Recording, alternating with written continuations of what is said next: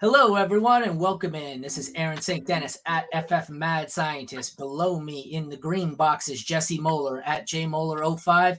Down in the corner in the red is Jeremy Shulman at FF_Rebel. Welcome to the fantasy football universe.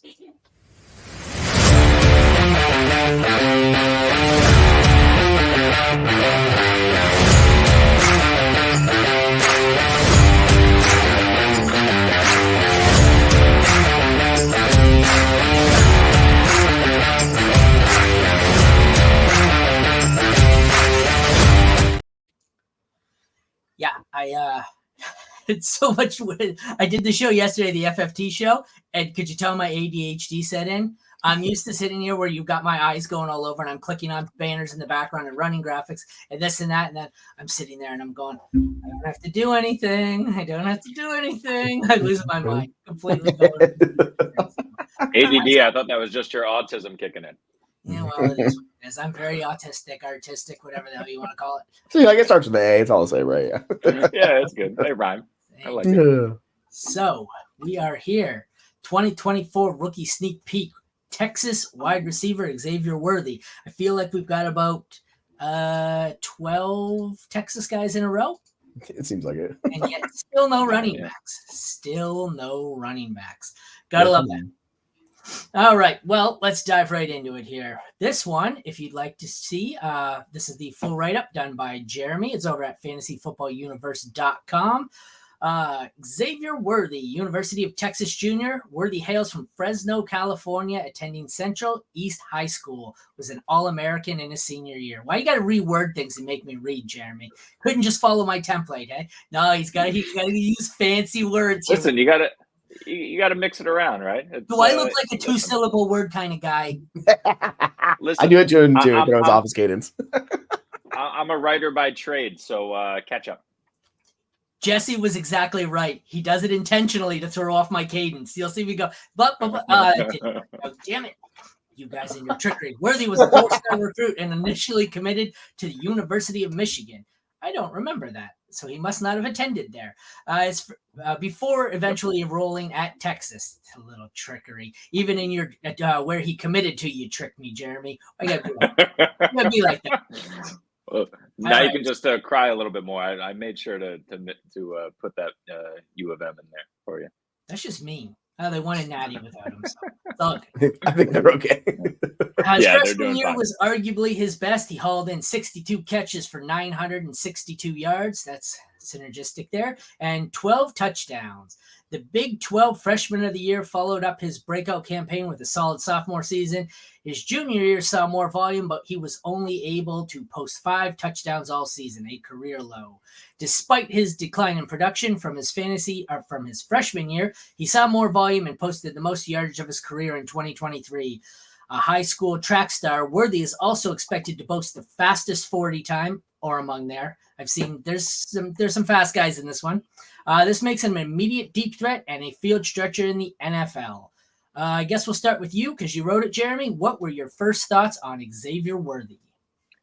Yeah, tape looks really good. I mean, the guy can run a route for sure. He's had that beautiful breakout freshman season that we always like to see right away, just coming into college football and dominating.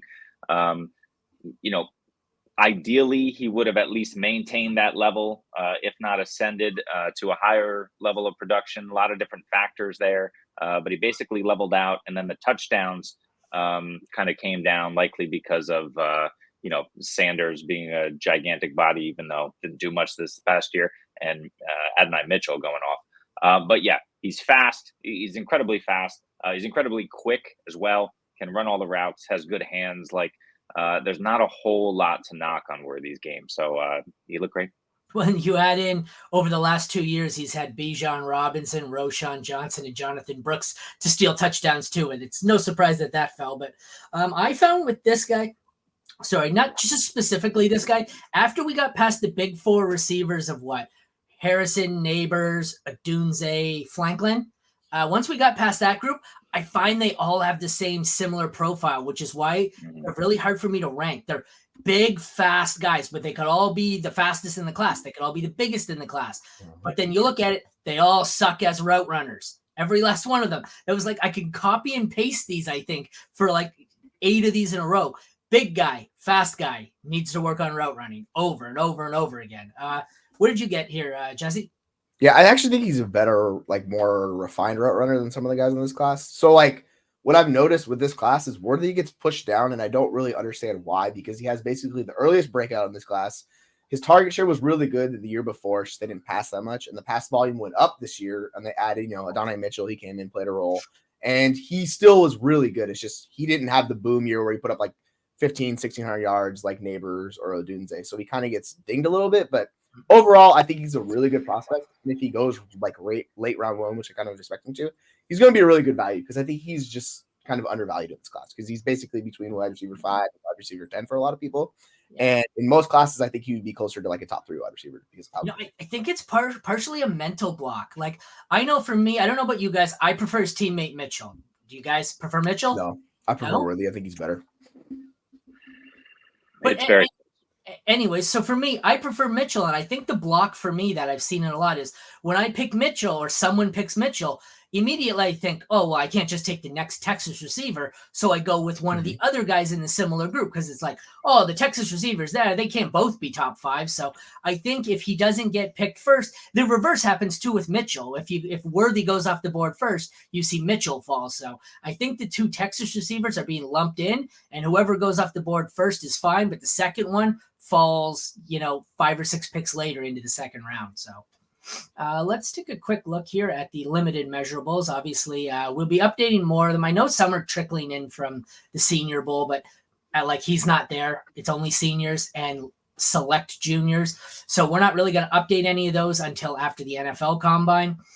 He is 6'1", 52nd percentile, 172 pounds, which is 3rd percentile, 20.7 years old, and is a junior. He is pretty damn slender.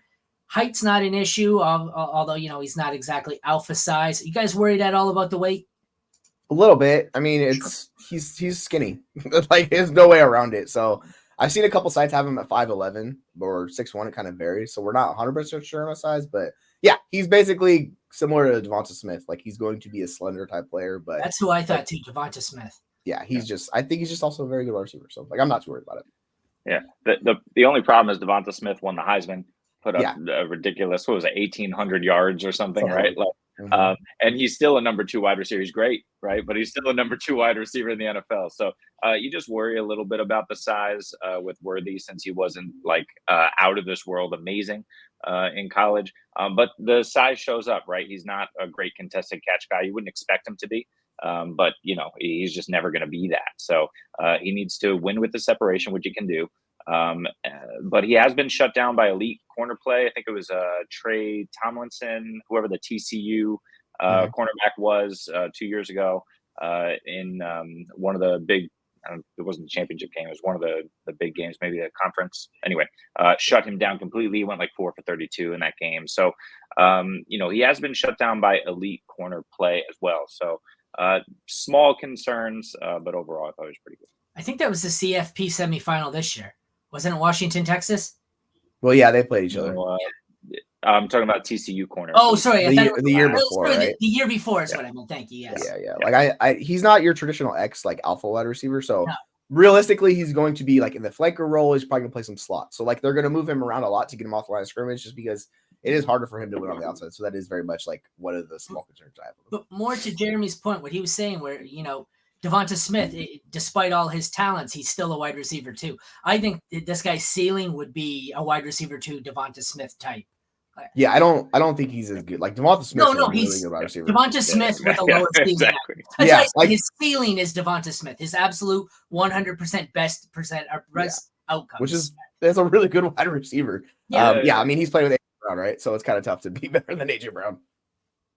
All right, let's get into some of his strengths. Elite speed with one of the fastest expected 40s in the class. I don't have it on me. I always forget to check these before the estimated. If anybody want to go look that up quickly? Well, I think it was 4.29. Yeah, was it 4? I thought it was. I knew. Yeah, mid 4.2s. Okay. Anyways, initial burst is impressive. Impressive yak ability given his speed and quickness. Deadly on deep shots and crossovers. Also good in the screen. He just adjusts well to the ball in the air with good body control and tracks the deep ball well. A lot of things here saying that looks pretty versatile, but obviously the deep ball seems to be his strength. What did you guys think here? What was his best strength? You want to take it? Yeah. I mean, obviously the deep ball. I mean, he's pretty easily able to run by any defender, right? That's not an issue. I think he was used more effectively on those crossers. Maybe that's a Ewers issue. I'm not sure. But the screen game is also good. He's got, once he gets the ball in his hand, he's gone, right? So the quickness is there as well. You love to see that burst there right away. So I think he's going to be fine. But yeah, speed and quickness, I mean, for wide receiver, sign me up. Yeah, 100%. Like if you're talking about crossers, like that's where he's going to thrive in the NFL because he's going to get the ability to work in the middle of the field and take that across. And you can't stick with him. Like the speed's there. So it gives him the edge. So as long as he's able to get that separation initially, you're not going to catch him. So yeah, you will see that show up in the NFL just because the speed's there. So you can use him a deep threat, you use across the middle. Like there is some versatility with his game, which I think he'll fit a lot of different NFL offenses because of that. Did you have that 40 time memorized or did you just guess that? Or like, did you look it up or did you know that? It was 429. I've been doing a lot of work. I've been doing a lot of work today. Yeah. He's in the lab. If that was a guess, that was a hell of a guess because it was exactly. No. I knew it. Okay, I was gonna say that was impressive if you just pulled that out of your ass. But actually, I gotta watch the swearing. We got flagged for potentially explicit language on Apple Podcasts. So oh gosh, cut out the swearing. That's some bullshiz right there. Yeah, it's bullshit. That's right. No more double FU. Boo boo. Yeah, exactly. What's that show? The Good Place, where they say, "Oh yeah, shirt balls." What was it? The league where they changed all the swear words and offensive words and calling them a frittata? Where they changed all the offensive words into non-offensive things because the network wouldn't let them say them. So, all right, weaknesses has been shut down by elite corners. I found not just elite corners, big physical corners. Never matched the completeness of his. Never matched his freshman year production and can be a better way to say that. Physical, yeah, I know. For more physical defenders, he has drops; they are an issue, and has difficulty with contested catches. Do you just phrase these in a way that's going to make me talk in circles? Is that what you're doing here? You're just like, I'm going to see how much maybe have a stroke. No comment. Yeah. Listen, with the drops, one of the things I was seeing when I was doing some research is drops were more of an issue. And then there was some, not this year, but the previous years. And there was some sort of discussion about, well, maybe he had some hand issue or even injury and played through it. So not totally sure. I would love to see how he looks at the combine with that. But that may not be as big of a concern as initially thought. I don't know how much of it you watched, like tape-wise. Did you note if they were more deep ball drops or intermediate drops? Like, you see a lot of drops on the deep ones. They're tougher plays. Yeah, I wouldn't necessarily consider a deep ball a drop, even if it's so hard to track. I mean, he was pretty good at that anyway. But no, I didn't see too many drops in the limited tape I watched. Oh, okay. So he's not Josh Reynolds?